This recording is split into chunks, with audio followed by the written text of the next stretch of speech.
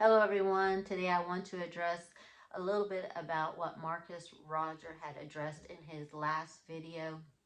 I thought it was very interesting that he brought up Potiphar's wife and mentioned that Suzy kind of reminded him of her. And we all know the story of Joseph and how Joseph was sold into the Egyptians' hands, or into the Egyptian slavery, and he was found in Potiphar's house, and he became rich and wealthy, and became prosperous in Potiphar's house. But it was his wife that found him attractive and seduced him, and then when he did not give in to her seduction, she was the executor. She's the one that executed and brought down Joseph and put him into prison. And he was prospering in Egypt, and then he ended up being in prison because of her false accusation against him. He was in at the wrong place at the wrong time. He had no intentions to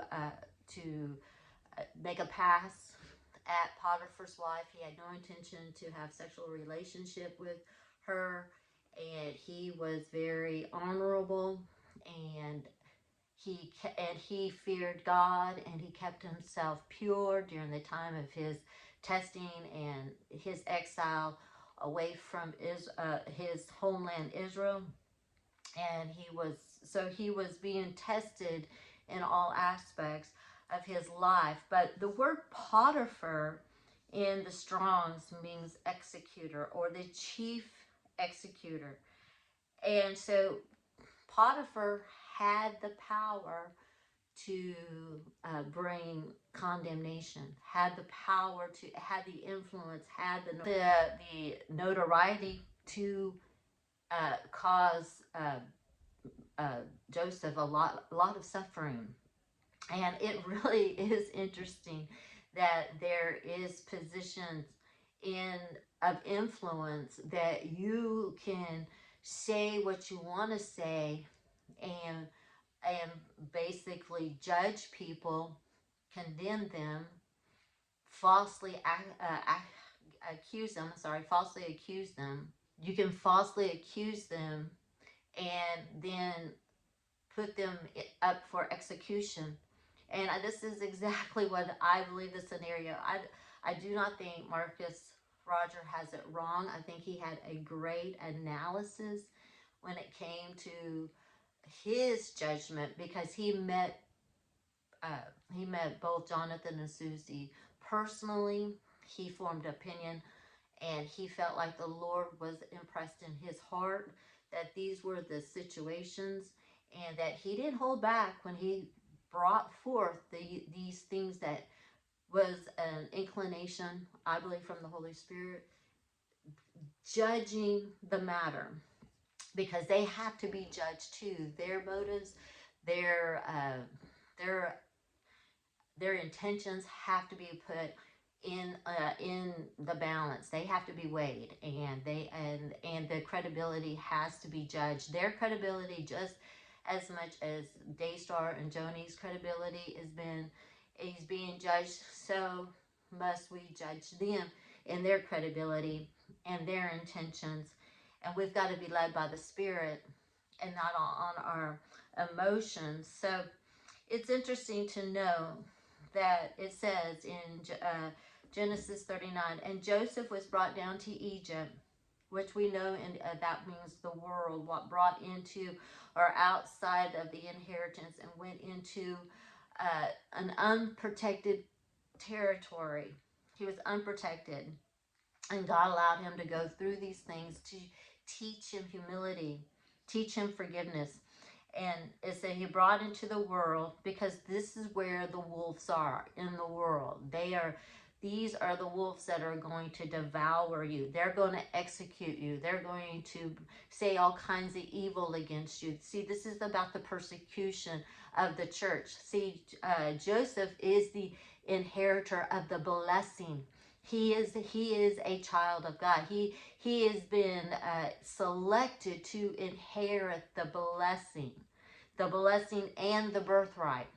And so there's a lot on the table. So his conduct is very crucial. His decisions are very crucial. So God took him into the world to test him, because that's where you're going to get devoured. That's where you're going to, where where the fire is going to come against you. It's basically placing you in the furnace of affliction to test you. Even though he prospered and God's blessing and favor was on Joseph, he was still being tempted by worldly lust, because Potiphar's wife represents worldly lust, carnal lust. Is he going to go into her when she opens herself for this opportunity for him to seduce her and take her at will? I'm sure she was a beautiful woman. She was enticing. And so he was being tested in this decision, the valley of decision, to decide worldly gain, worldly lust, worldly opportunity, or to hold to his integrity, hold into the promises of God. He knew he was the selected man to inherit the Abrahamic blessings and birthright. Was that more important to him than a fleeting, sensational moment in his life? So this is the question. So, but Satan puts these things in our in place so that we, as believers, can choose right. He is the one. He is the tempter.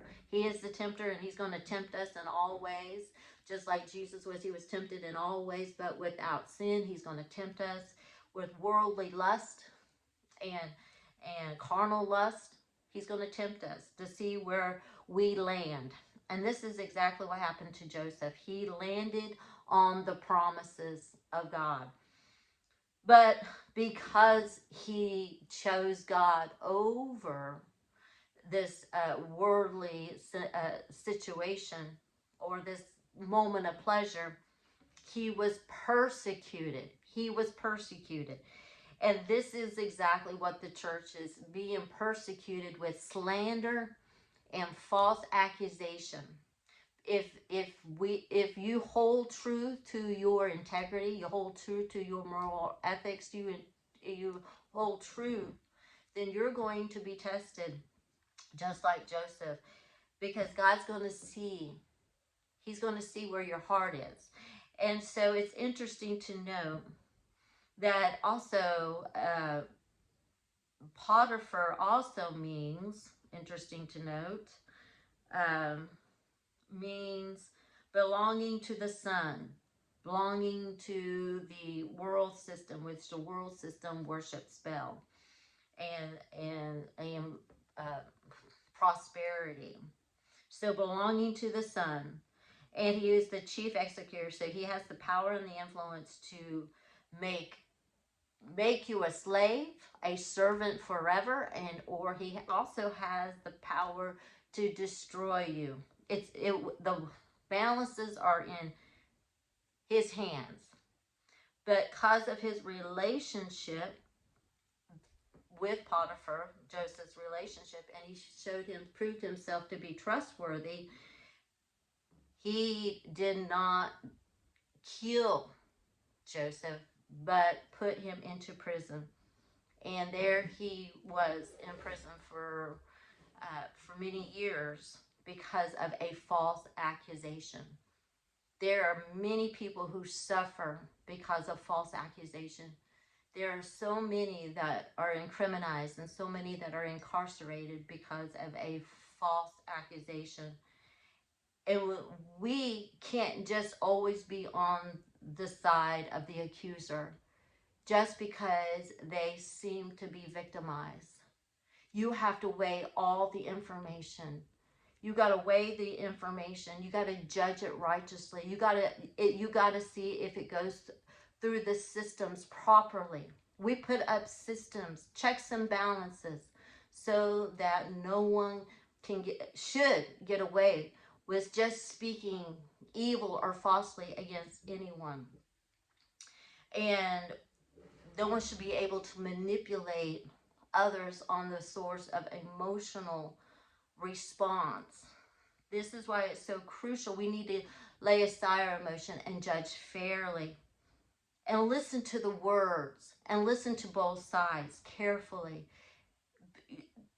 See all the details. Look at the details. Look at their expressions and their body language. You could see the body. If you look at the when Jonathan and Suzy were giving their interviews, look at their body language. Look at their facial expressions. How they wanted to take hold of the. Especially Suzy wanted to take hold of that the glamour side, or that wanting to be photogenic, wanting to make sure she looked sad, but oh, it was in her to want to grab the attention of the camera. See, you've got to look at these things. You've got to look at Jonathan and the things that he said, and how everything was orchestrated and how it was being said, because they came out with sound bites. They came out with bits and pieces. Didn't give us the full story or the details. They made us believe. And then when there was other testimony or another perspective, then wasn't as evil as it was portrayed. You know, when she said, oh, his eyes, the assailant, says eyes turn black. You know, like as soon as Suzy had mentioned his and talked to the daughter and told her to go up the stairs and get her swimsuit on, immediately the suspect's eyes turned black. Who does that? Who does? I mean, why would as a person who has a propensity to have this type of desires, this type of sin, why would they be like overtaken by a person or a personality or a demonic spirit? A demonic spirit just doesn't take you at your will. You have power, you have control of your body, your mind, your desires. Most people that are going to commit a crime, they're definitely are not going to be that open. They're not going to be that open.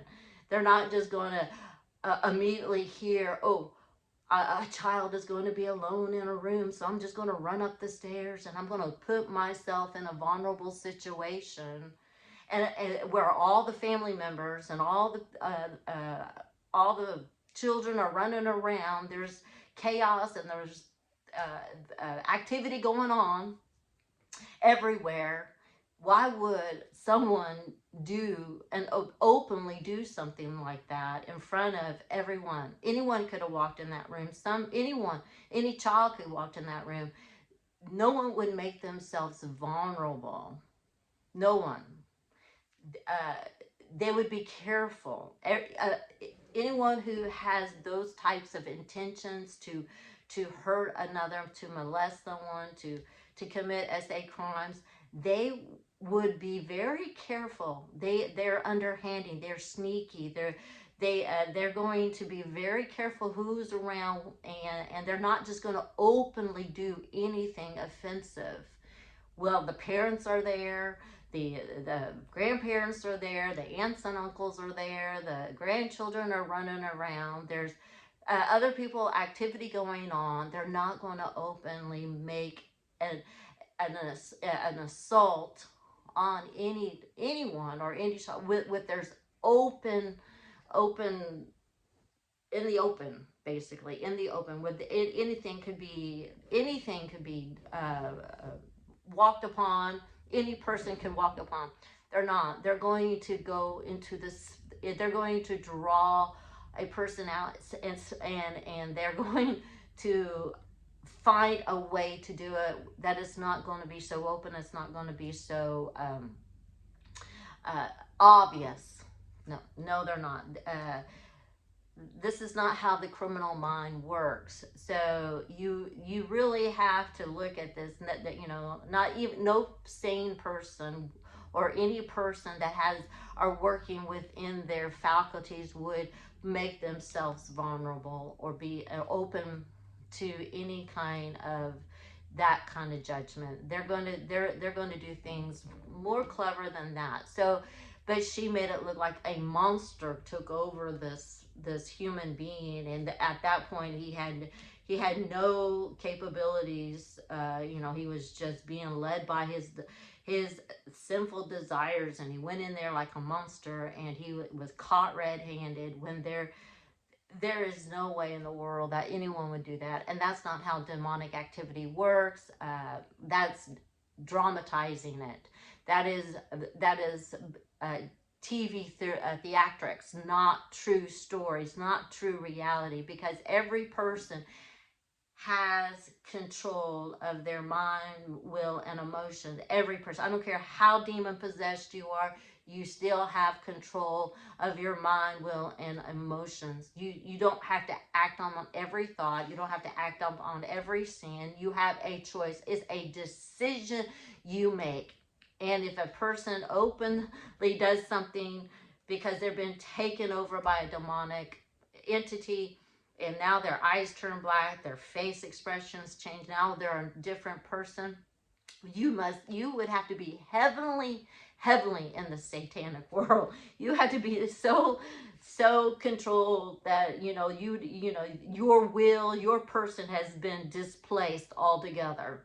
But as long as there is you that lives in your temple, your soul, your mind, you have a choice. And so I don't believe the story. I did not believe the story that it was dramatized to make it appear to be something more than what it was. And this is why this is false accusation. This is a false presentation. And this is why it needs to be judged, because there were other people in the house. There were other people that could judge the matter. There were other people that saw and heard and was a part of it, and they're not stepping forward. They're not stepping forward to make their claims or their judgments. So it's just their words and Joni's words, which Joni said that the child was in the bedroom alone. There was other people in the room. So to me, it just there's no credibility. It discounts what Suzy has said, because she made it appear, Jonathan made it appear to be more than what it was. I'm not saying that these things, that something didn't happen to the child, but it didn't happen at the beach house. It didn't happen. It happened somewhere else. And so their suspicions is being inflated, and to dramatize the situation, to get sympathy, so that you can execute, so that he can be hung and executed, this assailant, in front of the world. Everyone knows and are very much aware who it is. So this man having to face this humiliation. This man is having to face these allegations. This man uh, put himself in a probably a wrong place at the wrong time, but his intent wasn't to do harm. And now it's been made out. It's been made out of that it was an offensive place, because this man is now in my mind, a sex offender. So this situation was only to make to bring about an offense when there was no offense given. And this is why it's so wrong. And it was Potiphar's wife that used emotional manipulation to gain the heart of Potiphar to be able to judge Joseph in a way that was unfair. It was an injustice. He served time for something he did not do. He served time. He was in prison. He was in the dungeons. He was in the darkness just because of one person's word, and because she had influence and she was able to convince the chief executor, and they put him into prison, suffered in prison. And the prison situations are so much different than they are in America or today. This was a cruel punishment. A cruel punishment. This is why you don't say things. People will suffer for the things that you say. The things that you are trying to dramatize, taking bits and pieces of the truth and dramatizing them to make them appear. These are false accusations, false allegations, because they are not been set in truth. Everything has to be true with every detail. Every detail must be true. You can't leave anything out. You can't leave anything. Everything must be put on the table to evaluate, to judge. And she held back truth. She held back that there was other people in the room. She held back the conditions of what had happened. She held back. She only told her side of the story, which was a distorted side of a story. It was their perspective or their way to manipulate and present something, misrepresent something for their benefit, to destroy. They knew and they know that it's going to take a an allegation that is so heinous to get people to move in their emotions to bring condemnation. Because there's no comment, really no condemnation in all the other allegations, because they're just kind of, they may be wrong per se, but they're not as heinous as this. This is not moving on the emotions. Just because of this allegation, everything else seems heightened and severe. So they had to bring something. This is wrongdoing, and it needs to be recognized as wrongdoing. So it says, and it came to pass from that time that he had made him overseer, Joseph, over his house. So when he started to rise in power, once he started to get influence, once God started promoting him, Satan used this woman to destroy. And it says, and he left all that he had Joseph's hand, and he knew not aught he had, save the bread that he eats. So he was a faithful, committed servant to Potiphar, a goodly person and well favored. But he refused. And it came to pass after these things that his master's wife cast her eyes upon Joseph, and she said, lie with me. But he refused and said unto his master's wife, behold, my master wanteth not what is with me in the house, and he had committed all that he had to my hand. So God, there is a responsibility on each person that is even being accused, that we still hold up into our integrity, and we believe God through it. And it said, there is no greater in the house than I, neither hath he kept back anything. Oh, I'm sorry. I read that. Sorry about that.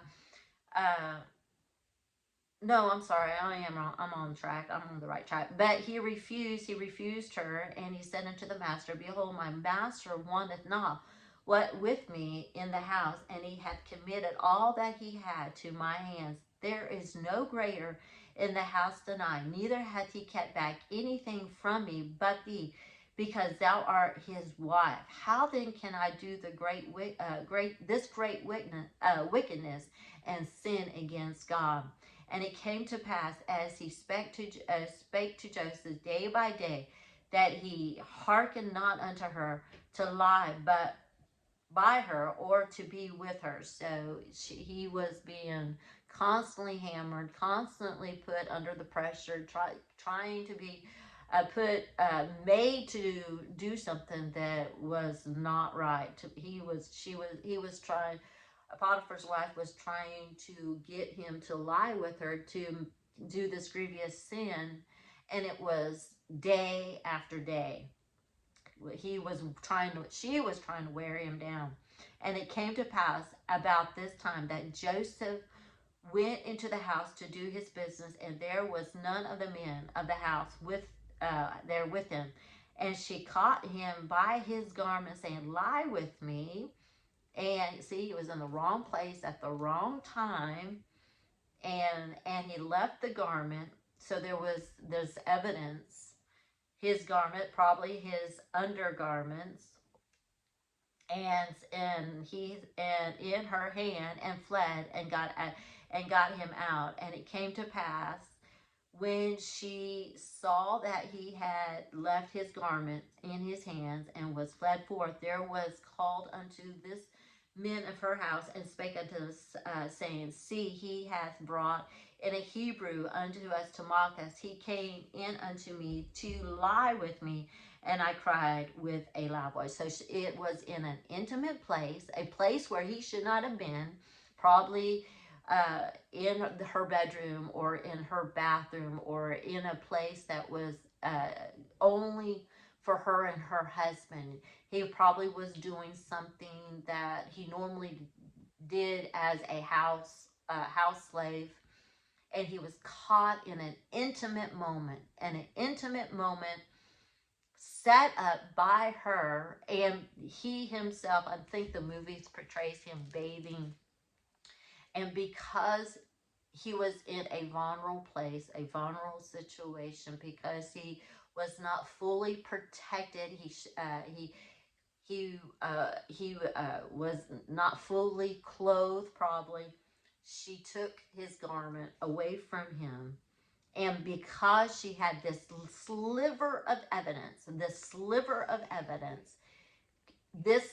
of evidence incriminated him. This little piece of a suspicion incriminated him. It didn't matter if Joseph upheld righteousness. He had favor of God, that he had integrity. He did everything his master asked him. He held a good reputation. This one incriminating accusation destroyed his life, destroyed his testimony, destroyed it. And he was hung in prison because of one false allegation. Do you think God is going to take a pass and overlook if any allegation, anything that has been misconstrued, anything that has been misappropriated, anything that you have said to incriminate someone that was innocent? God will take offense. God will judge it. God will. He will. If it doesn't happen in this life, it will happen in the next life. It will. Because God is not going to allow people to continue to say things that are not true and lie on one another. Lie is a great offense. So anyways, then she called unto the men of the house and spake unto them, saying, See, he hath brought in a Hebrew unto us to mock us. And he came unto me to lie with me. So she turned it around. She seduced him, but then she turned around and said, well, he seduced her, and cried with a loud voice. And it came to pass, when he her that I lifted up my voice and cried, that he left the garment with me and fled and got him out. And she said, lay his garment by her. And the Lord and the master came home, and she spake unto him according to these words, saying, the Hebrew, the servant which thou hast brought unto us, came unto me and mocked me. And it came to pass, as I lifted up my voice and cried, he left his garment with me and fled out. So she told Potiphar that she basically was had advances, and there was inappropriate conduct, and she cried with a loud voice against what was happening to her. She became the victim. She was the victimizer, but now she became the victim. And now, because of her outcry, she yelled, and now she looked like she's the victim. Now she looks like she was being seduced or raped, or being proper have improper relationships with her. And it was vice versa. Joseph was the victim. Joseph was the one that was the one that was being seduced. It was Joseph that should have yelled and screamed and had this outcry. It was Joseph. But it seems like how things turn against the servant of God, the one that is the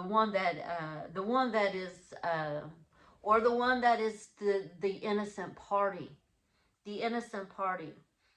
over this manipulative way of using your emotions, using graphic details, dramatizing things for your benefit, to incriminate and destroy someone else. This is how false accusations. And it says, and it came to pass, when the master heard the words of his wives, which he spake unto him, saying, after this manner did thy servant to me, that his wrath was kindled. So he immediately believed his wife. He immediately took actions. He immediately was offended because this heinous act against his wife. And he took matters in his own hands because he was moved by emotion. And he was angry against the situation.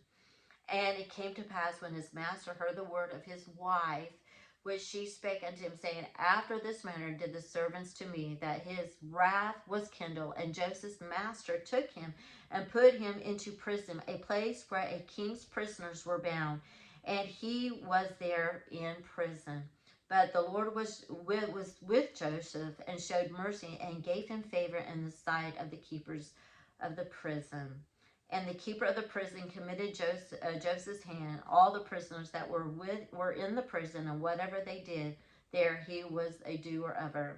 So even in the midst of this adversity and this trial and this great affliction of being in prison, God still had his hand upon him. He still had favor on Joseph, because Joseph did the right thing. See, sometimes people's sins, or what the enemy meant for evil, God will turn for good. Even though he'd rather not been in the dungeons or in prison, God used it for his favor. And he did suffer. Don't think that because God's hands was on him through this time of suffering, that somehow he escaped suffering. No, he suffered. Anyone who's locked up, anyone that is made to submit to authorities, and when their liberties and freedoms are taken away from them, when they're subject to ridicule and humiliation, when they are told what to do, when they can't make their own decisions, when they're locked away from their families, locked away from any lively or life of being married or having children, being isolated from the blessings of life, the life that God gives us, each one of us, the alien rights to be able to get married and to have children and to enjoy the blessings of God. See, he didn't have this at his youth. He didn't get to choose. He didn't have a romance or being able to find love. No, he was in a time for I think 12 years. I'm not really sure, 13 years or more of of constant persecution, constant affliction, constant uh, humiliation. He was constantly being put down, constantly being subject and brought low. There was no pride in Joseph after this. He was brought low. There was nothing for him to gain. He had no worldly pleasures or possessions. He didn't have anything. He lived by faith and the hope of a blessing, a hope of an inheritance, a hope. He had to look ahead for the future. He couldn't look at his circumstances and believe in his circumstances that this was the end. He had a hope through the dreams that he had prior brought hope. He even though he said, how in the world are these things going to come to pass?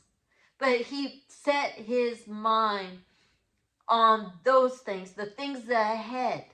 He didn't look at his condition. He didn't look at his circumstances. He didn't look where he was at. He was at the bottom. The bottom. The lowest of lowest. And thinking, how in the world is God going to bring about those dreams? How is he going to resurrect my life? How is he going to bring resurrection to my life? I had nothing but trouble on every side. Sold into Egypt and betrayed by my brother, falsely accused by this woman, put in prison. How is God going to restore that? These are the things that Jesus Christ went through too. He was made low. He was brought to the lowest of low to be lifted up by God. And so anyways, it is through these persecution, through the affliction, through the distress of life is what God is molding and making. Does it give us a right? Does it give Potiphar's wife a right? Did just because God used it for his good, does it give her a right to put someone innocent in this situation? No, it wasn't right. And God will judge, and he does judge, because we've got to be careful. That is the way Satan attacks believers, inheritors, the God's selected ones. He tries to destroy you before you even get to your place and position in life. He tries to destroy you, and he will use false accusation to destroy your destiny, destroy your purpose, to destroy you along the trail, to get you away from the sight of God.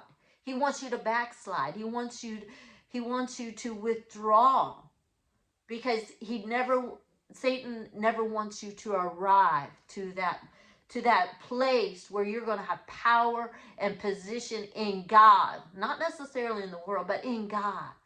This is what he fights against. He fights against anyone who wants to actually live and walk holy before their God. And this is why we need to look at these things. We need to judge rightly. We need to quit criticizing Marcus Roger. He did the right thing. He went and heard both sides of the story. He heard, and he made a judgment. He made a judgment on both sides. And he washed his hands of it and gave it to God. He didn't say one way or the other, but he also discerned the heart and the intent. Was Jonathan, was he like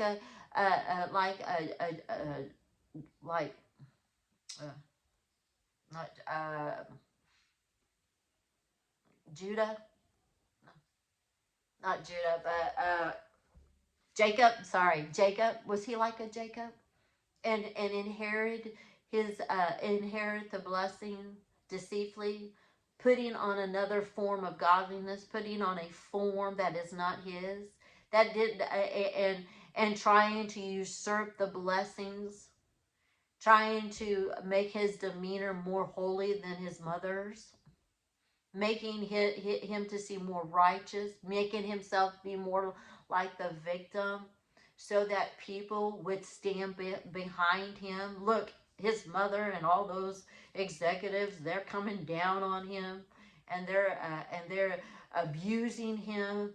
And look at this poor innocent victim, which also was a part of that board, was also a part of that administration, and probably had his own voice at times that was lifted up against others. So it's just so messed up. It's just so messed up, and I just can't believe that people can't see through this clearly. And on that, I'm going to end in Jesus' name. Amen.